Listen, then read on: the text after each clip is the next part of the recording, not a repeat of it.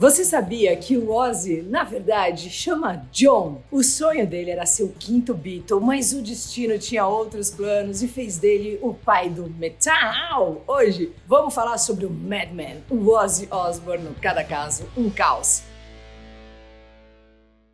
John Michael Osbourne nasceu no dia 3 de dezembro de 1948 na Inglaterra, mas quase ninguém chamava ele de John. O nome que a gente conhece, Ozzy, vem desde pequenote, e foi dado pelos colegas da escola. Só que, não era um apelido carinhoso, não. Era na base da chacota mesmo ali, viu? Ele sempre detestou a escola. Na época ele não sabia, que ele tinha dislexia, TDAH, o transtorno do déficit de atenção com hiperatividade. Sofreu muito bullying. A zoação acabou indo por um abuso. Ele era diariamente molestado ali por 2 moleques no caminho para casa que apavoravam ele e ficou nessas por um tempão. A primeira vez que isso rolou foi na frente da irmãzinha, então esse negócio só aumentou mais ainda o trauma. E o Ozzy não falava nada pra ninguém, porque a situação em casa era muito tensa, então ele não se sentia seguro. E ainda, por cima, também sentia uma certa culpa. Será que eu que não tô provocando? Principalmente porque ele se sentia fora, por ter a dislexia, TDAH, enfim. Os pais estavam sempre brigando em casa por causa de dinheiro. O Ozzy tinha medo de conversar também com eles, com medo também deles culparem, e aí vai. Então ele conta que o medo é uma coisa que sempre teve muito presente na vida dele, até os dias de hoje, e ele se diz emocionalmente inseguro sobre tudo na vida. Foi aí que, ainda criança, começou então a se automedicar. Ele cheirava perfume, acetona, qualquer coisa que tirasse ele daquela realidade que ele não sabia como lidar, Entrou na adolescência bagunçando geral, mas bagunçando mesmo, roubava uns negócios, puxou uma cadeia ali, pacote completo. Isso tudo numas de encarar toda essa pressão que ele sentia constantemente. E, na época, também não era falado, depressão. Depressão era frescura, imagina, na época, a gente tá falando aí de anos 60, começou a se falar disso, acho que pós-Britney Spears, depois de 2000 ali, sobre borderline, bipolaridade, personalidade limítrofe, TDAH e tudo mais, que foi pra mídia mesmo. Mas naquela época, imagina, o menino, se ele tem depressão, ele é mole. Até que com 14 anos, o jovem Ozzy se viu completamente sem saída, e aí resolveu se enforcar. Felizmente, o pai chegou bem na hora. Infelizmente, logo depois disso, deu uma surra no Ozzy, logo na sequência, Então, imagina, ele já tinha essa sensação da culpa, O Ozzy já tinha participado, então, aí nessa fase, de uns musicais na escola e descobriu que levava jeito pra coisa. Mas aí, quando ouviu Beatles pela primeira vez, ele enlouqueceu, O sonho dele era meter uma franjinha ali e se tornar o quinto Beatle. O pai deu pra ele o que ele chamou de melhor presente da sua vida, um microfone e uma caixa de som. Nessas, o Ozzy espalhou um anúncio pela cidade, imagina, não tem internet, nada disso, Então era na base do bang bang ali, folhinha no poste. E aí apareceram uns meninos ali chamados Tony Iommi e Bill Ward. Viram o cartaz e falaram, vamos dar um salve pra esse tio aí. Bom, aí eles se juntaram ali, pensaram em algumas coisas e viram que os drive-ins de cinema para filme de terror, aqueles com carro que a pessoa fica assistindo, tava bombando. E eles falaram, então por que não unir, música, terror e show? Nascia, então, o Black Sabbath. Os pais da rapô toda chegaram solando de joelho, E botaram na pista vários discos e hinos que são entoados até os dias de hoje. E é aquelas, com grandes alturas. Se você não usar bem o equipamento, vem as grandes quedas. O Ozzy, que já arrastava, ele ficou, no limits total, Soltaram a coleira. Então ele bebia, cheirava, fumava, se entupia de remédio. O que botava na frente dele, ele mandava sem dó. Nesse meio tempo, a relação com os caras da banda foi esfarelando, subiu o letreiro ali no final do filme, naquela pegada, o sucesso tava dando tchau ali, tava acabando. A crítica caiu em cima, isso abalou muito a confiança da geral, principalmente do Ozzy, que já era inseguro, e começou a arrastar mais ainda. Nessas, começou a cabular direto com os compromissos da banda, até que em 79 tomou aquela baixa na CLT e saiu chutado do Sabá, mas nem deu tempo de chorar. Pouco depois, ele já estava de volta no topo das paradas, renascendo ali com a carreira solo que estava voando. E muito disso se devia ali ao absurdo prodígio das 6 cordas, o Randy Rhoads, Eles tinham uma química surreal, dentro e fora dos palcos, uma conexão absurda, que essa nova geração pôde ver, por exemplo, naquela pegada do Taylor Hawkins com Dave Grohl, do Foo Fighters, que também comentam por aqui, aliás. Então imagina, né, o backhand que foi pro Ozzy, a morte precoce desse menino de só 25 anos, que era super amigo dele,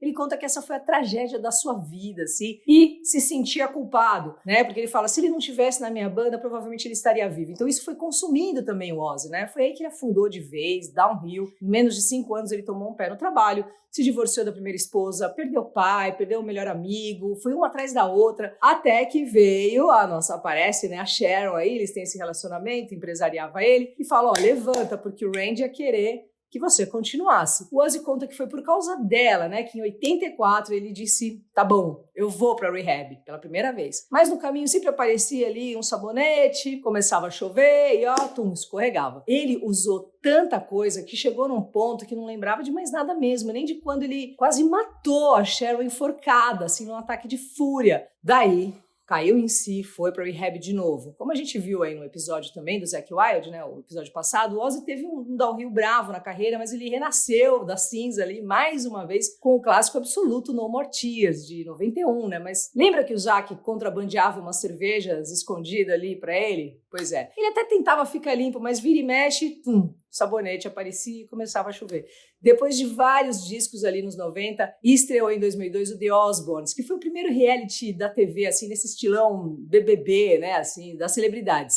Apesar de botar um bom dinheiro no bolso, o Ozzy falou que detestou gravar, que ele se sentia tipo o ratinho do Skinner ali, né, sendo controlado por várias câmeras, as câmeras na cara dele o dia todo. Geral fala de como o Ozzy parece meio zoado ali no programa e não é impressão não, viu? Ele tava zoado mesmo, assim, tava todo dia enchendo a cara de cerveja, fumando uns temaki de diabo, sabe? Uns cones gigantes, enchendo a lata de remédio. Essa bagunçada toda contribuiu para aquele seríssimo acidente que ele sofreu em 2003, né? Quando, lembra, ele caiu de um quadriciclo, teve múltiplas fraturas, ficou em coma por 8 dias. Ele conta que depois disso a memória dele de curto prazo, assim, já era. E não para só nessa, não. No mesmo ano ele recebeu o mesmo diagnóstico, né? Do Michael J. Fox, que também tá por aqui, e descobriu que tinha Parkinson. Ele só falou isso pra mídia ali, né? Pra geral, em 2020, e disse que desde então ele aprendeu a estar mais no presente, né? Porque ele não sabia quando ia acordar e não ia conseguir mais levantar da cama. Mas a doença não impediu esse bandido de pular cerca, hein? Em 2016, o Ozzy foi buscar ajuda para lidar com seu vício em sexo, que quase destruiu o casamento, assim, a pipa do vovô acabou subindo demais, e a dona Sharon quase assinou o divórcio. Infelizmente, os efeitos do Parkinson começaram a dar as caras aí nos últimos anos, né? Em 2019, ele sofreu uma queda no banheiro, se quebrou inteiro mais uma vez, arrebentou a coluna, precisou de várias cirurgias, teve coágulos no sangue, né, igual o Zakk Wylde, e nessas de ficar de molho, né,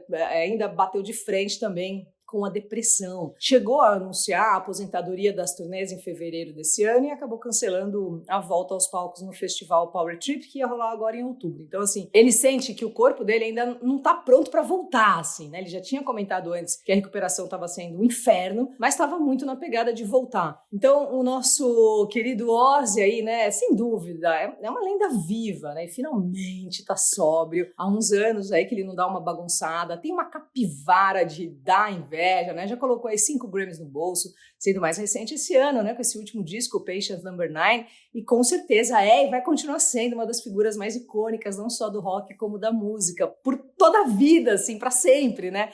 Então, um grande viva aí essa lenda do rock, o pai do metal, Ozzy Osbourne. Para falar sobre, vamos ver a psiquiatra, gente fina, que pediu pra gente fazer esse episódio aí, porque é uma das grandes fãs do Ozzy, né, Jess? Hoje ela usa jaleco, né? Mas ia pra escola e pra faculdade de jaquetão de couro, né? Camiseta do Ozzy, ouvindo Sabá no talo, né, Jess? Fala aí, doutora Jéssica Martani, querida.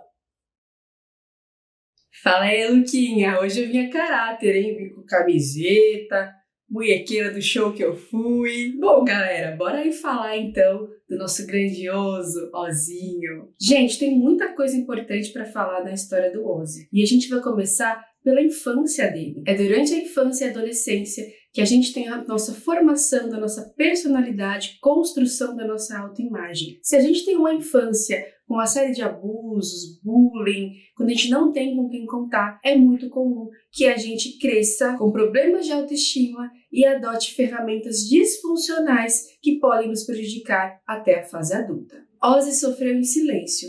Não pôde contar com aqueles que ele mais confiava, muito pelo contrário, os pais dele deram uma surra nele na tentativa de suicídio. A sensação de impotência, de solidão e uma série de fracassos faz com que a gente sinta que isso faz parte da nossa história e da nossa vida. O pensamento é sempre de que algo ruim vai acontecer, de que algo vai dar errado, mesmo que tudo esteja bem. E é claro que isso vai agravar com o uso de drogas. Está aí um dos mecanismos da ansiedade. O cérebro, ele reage muito ao que determinada situação representou. E isso é chamado de processamento preditivo. Basicamente, o cérebro se conecta com várias áreas cerebrais e faz várias associações com vivências, experiências ao longo aí que a gente teve na nossa vida, sendo capaz, em milésimos de segundo, determinar como é que a gente vai reagir. Só que muitas vezes esse sistema ele é disfuncional. Por a gente ter tido aí várias vivências tristes ou difíceis, pode ser que o nosso cérebro faça associações erradas e com isso